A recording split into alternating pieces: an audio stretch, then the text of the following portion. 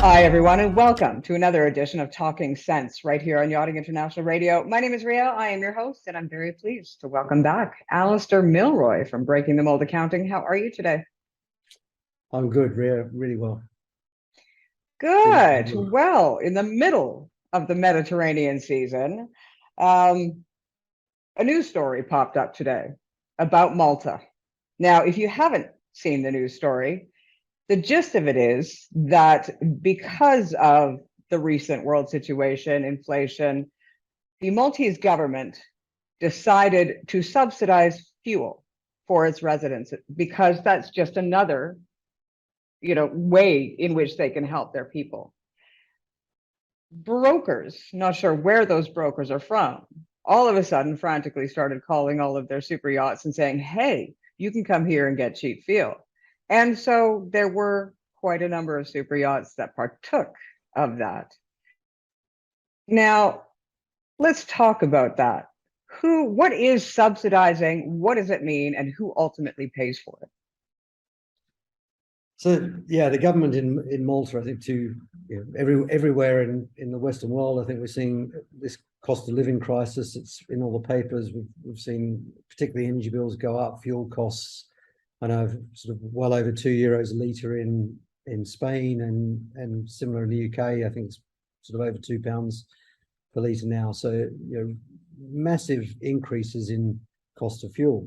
And in Malta at the moment, the government has artificially kept the fuel price at around 130.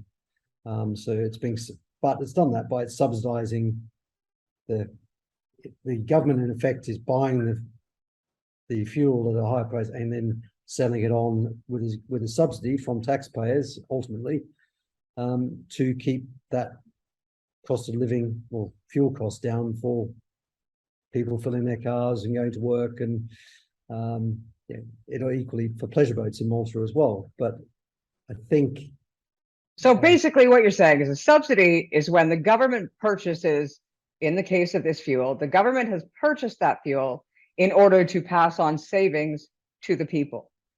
But ultimately, the money that is used to bring those costs down are the tax-paying dollars or euros of Malta.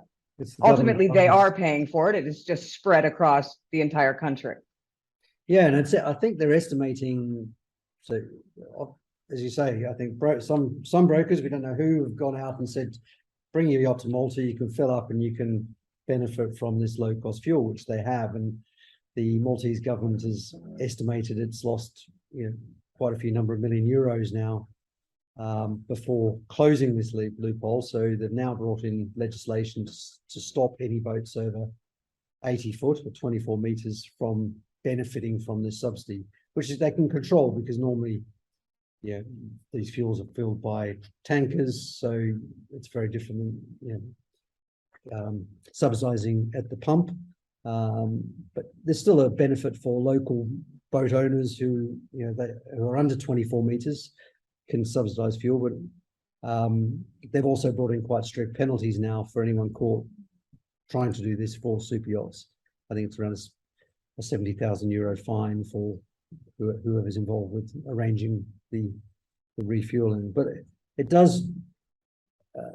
It sort of struck home to me when I read this, because we're in an industry which really is trying to promote a clean image. Has already had, we have this, as an industry, have this image that something bad happens, people love saying, look at the wealthy with his yacht and who's stolen the pension funds or whatever it is. And I think we've got to really look at the way we behave as an industry. This was legal; it was completely legal, but it clearly wasn't meant. This subsidy wasn't meant for refueling cheap fuel for people. I think the number that I've seen was 200 million euros.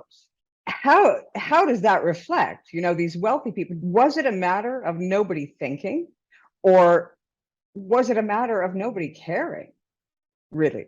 It's one for the brokers to answer. Maybe they don't think. Maybe it's like, hey, for their clients, they're doing the right thing. They're getting them a cheap fuel and saving them money. But I think there's a wider, rather than just having that for your clients, sometimes you've got to think a little bit like over what the reputational risk is, because, and again, these clients, those wealthy people, if they end up getting named for taking advantage of this, that's going to be a massive reputational risk for them, which perhaps they didn't know about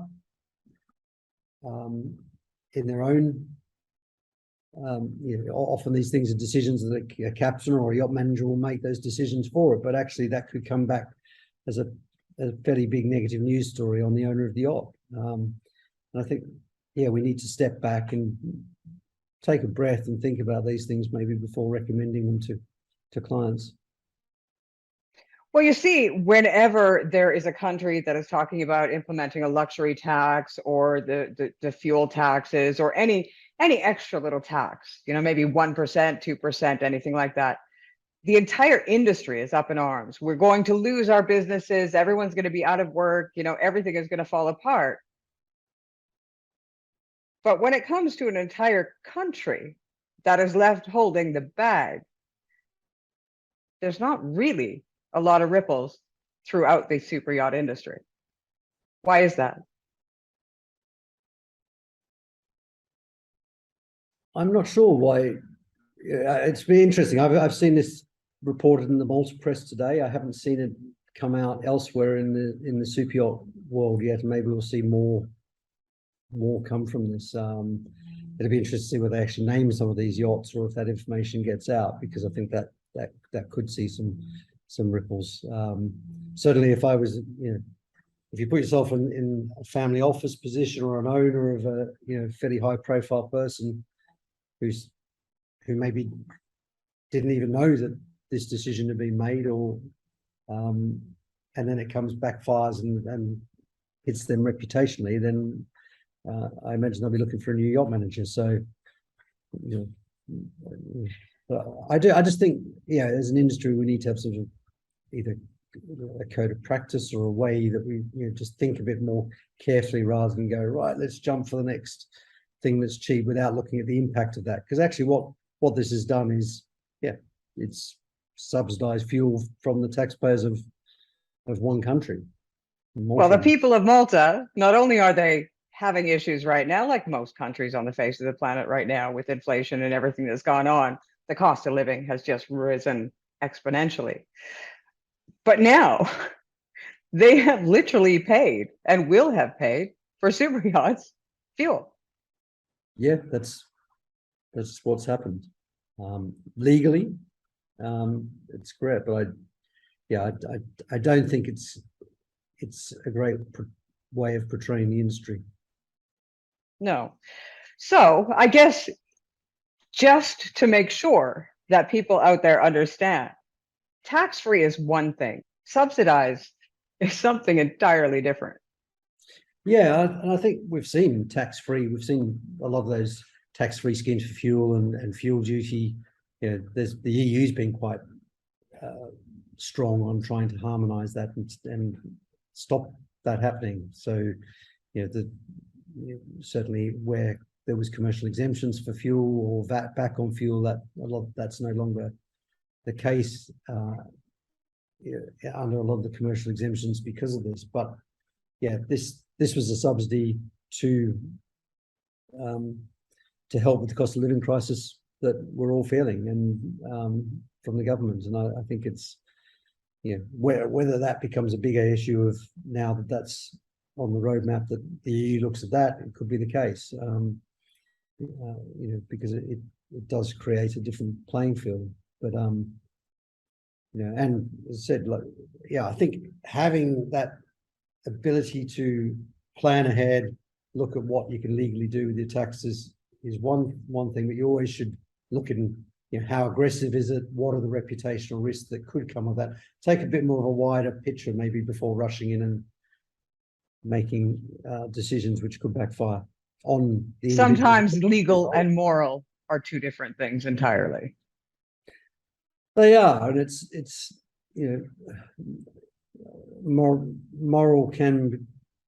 is playing a lot bigger code of what's right in this day and age, and we've seen that through the last 3 or 4 years that social media can put and the sort of negative exposure is is a big issue for high net worth people to manage. So, yeah, you can always argue that you're legally doing the right thing. But I think in this case, it seems a bit opportunistic